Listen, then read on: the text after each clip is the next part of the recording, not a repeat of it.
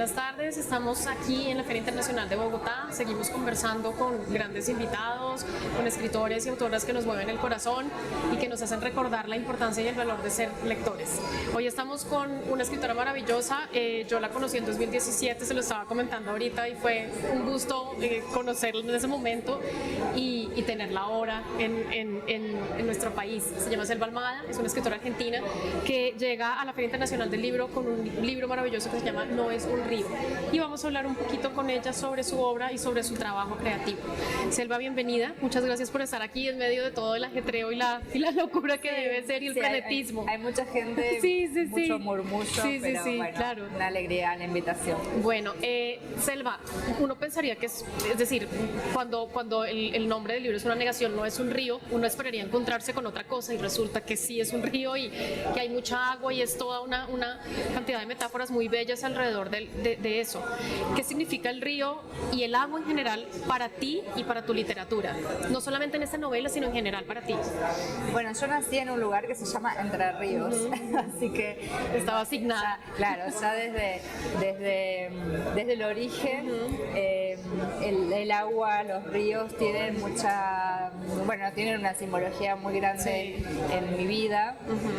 Sin embargo, no soy una persona acuática, no sé nadar, no me gusta meterme en el agua, pero sí me gusta el río como un estado de contemplación. Qué lindo. Y de poesía. Y bueno, y de esa manera siempre aparecen en los relatos, a veces es el río, que es como la palabra mayúscula, el río Paraná, y otras veces son pequeños cursos de agua que eran los que yo sí frecuentaba en la infancia, porque sí nací en Entre Ríos, pero lejos de los dos grandes ríos que limitan la provincia. Ahorita hablabas de la poesía precisamente, y es muy lindo porque alguna vez leía en algunas entrevistas precisamente como esto es una novela y es prosa, pero se cuela mucho en la poesía, y tú hablabas de cómo hay un flujo realmente en tu escritura, y por lo tanto se siente en la lectura, hay un flujo, y entonces uno entiende que muchas veces los géneros se hibridan, o sea, uno separa la novela, la poesía, la dramaturgia, y realmente están conectados. ¿Cómo lograste que la poesía se colara tanto sin que dejara de ser prosa y que se hibridaran de una manera tan linda y que den sentido total al relato? Sí, a mí cada vez me interesa más como el híbrido, ¿no? No ser tan tajante de esto es una cosa, esto es otra cosa, sino que me gusta cuando los textos o la escritura se contamina, ¿no? Y entonces, bueno, aparecen cosas del orden de la poesía o de la crónica o, no sé, hasta del teatro, si querés. Y en esta novela, a veces me pasa cuando estoy escribiendo narrativa que me aparecen lecturas o referencias también narrativas de eso que estoy escribiendo. Y me pasaba con esta novela que en realidad lo que siempre me aparecían eran referencias a poetas. Qué lindo. O sea, poemas o poetas. Creo que tenía que ver con la ubicación geográfica también de la novela, que es el río Paraná, las islas, y que es una zona, una región muy pródiga en poetas y en poesía que le canta a la naturaleza y que le canta también a ese río. Entonces, qué sé yo, Juan L. Ortiz, que es el gran poeta de Argentina, aparecía constantemente. Calveira, que el libro abre con unos versos de Arnaldo Calveira, otro gran poeta entrerriano. Madariaga, que es otro poeta de un poquito más al norte, pero que también tiene como en su poesía está toda la fuerza del campo correntino, de los esteros, de los gauchos. Entonces, bueno, curiosamente me pasaba eso. No me aparecían referencias ni ganas de leer narrativa que tuviera que ver con ese mundo, sino de volver a la poesía poesía que alguna vez había leído y que tenía mucho que ver con ese universo, más que con ese paisaje, con ese universo. Ese universo precisamente que es en toda la provincia, yo tengo la sensación, puedo estar equivocada, pero tengo la sensación que de un tiempo para acá se está retomando la literatura de provincia, se está volviendo a narrar ya no las grandes urbes, ya no las capitales, sino que se está volviendo en muchas literaturas, se está volviendo a hablar de eso desde muchas perspectivas, o sea, a veces como lugares peligrosos o lugares oscuros, lugares también idílicos o lugares de la infancia, pero siento que se está volviendo a eso, porque es tan valioso volver a narrar la provincia que tuvimos, yo siento que abandonada durante un tiempo. Sí, supongo que tiene que ver también con, qué sé yo, con corrientes,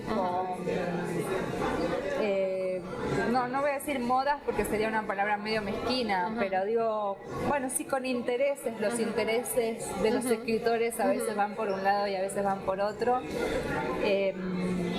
Yo nunca dejé de leer esa literatura, quizá no la encontraba en autores de mi generación o en autores, digamos, que me precedieran un poquito en generación, pero no sé, nunca dejé de volver a Rulfo, qué lindo, a Asturias, digo, bueno, es esa literatura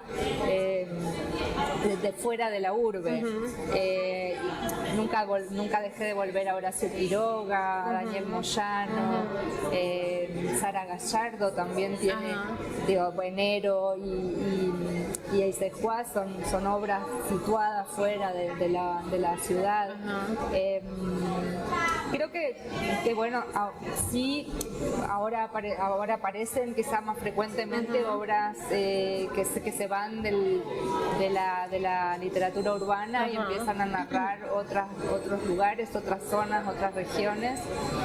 Y lo que me parece que todavía para federalizar, porque bueno, quizás desde la temática esté resultando más federal la literatura argentina, pero también hay que hacer un gran trabajo de difusión de esa literatura y de circulación dentro del mismo país. Digo, eso es todavía el trabajo arduo que hay que hacer.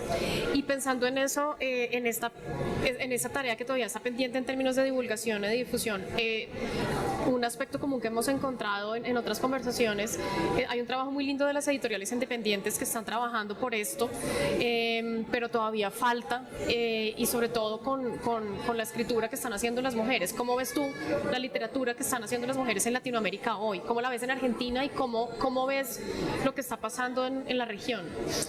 Bueno, yo creo que las novelas y los cuentos escritos por mujeres en la última década son lo más importante que ha pasado en la literatura latinoamericana de los últimos tiempos. Creo que lo más interesante que pasa en la literatura argentina lo están escribiendo las mujeres, y no lo digo solamente como un gesto de sororidad, lo digo de verdad. Yo leo a mis colegas mujeres, las admiro, las sigo, y a veces creo que también una cosa bien interesante, porque a veces con esto de literatura de las mujeres es como una etiqueta donde parece que todas estamos escribiendo sobre lo mismo, de la misma manera, ¿no? Como que también esa etiqueta aplana las diversidad, y la diversidad, y me parece que justamente es una literatura rica en variedad y en miradas y en particularidades y en búsquedas, y eso me parece lo más importante, creo, de esto, más allá de si el mercado, si circulan más, si tienen más lectores, si se venden, si ganan premios. Creo que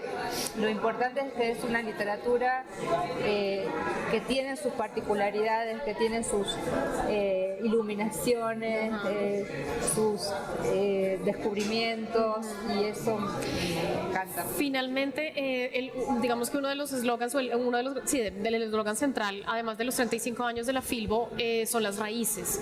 Y quería saber cuáles son tus raíces como lectora y como escritora, dónde te arraigas y dónde sientes que está tu piso, digamos.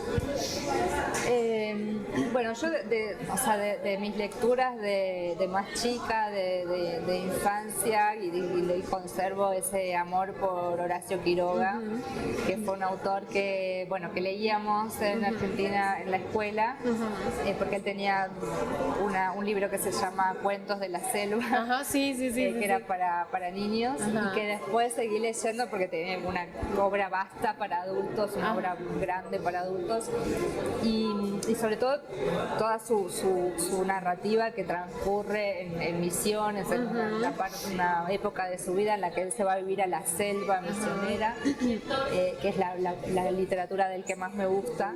Sí, y para mí sigue siendo un referente. Digo, aunque lo leí hace muchísimos años, pero cada tanto vuelvo a leerlo.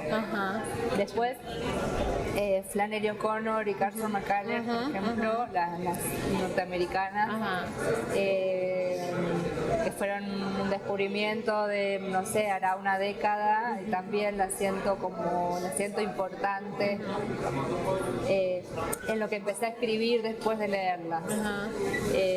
Bueno, Sara Gallardo, que creo que ya la había mencionado hace un rato, la escritora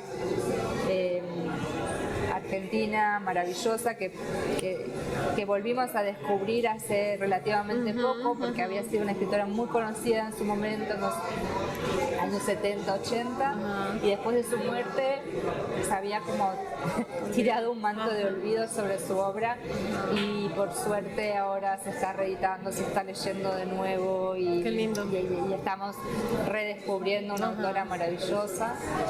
Y después la poesía, lo que hablamos hace un rato, los autores que te mencioné hace un rato, y Estela Figueroa, una poeta santafesina que murió hace poco y que... Voy tomando nota porque todas esas hay que explorarlas y conocerlas. Seguro. Buenísimo, pues Selva, muchísimas gracias por estar aquí. Espero que tengas un lindo recorrido por la Feria del Libro, y a nuestros lectores muchas gracias por estar aquí presentes, y los invitamos a conocer No es un río de Selva Almada. Gracias.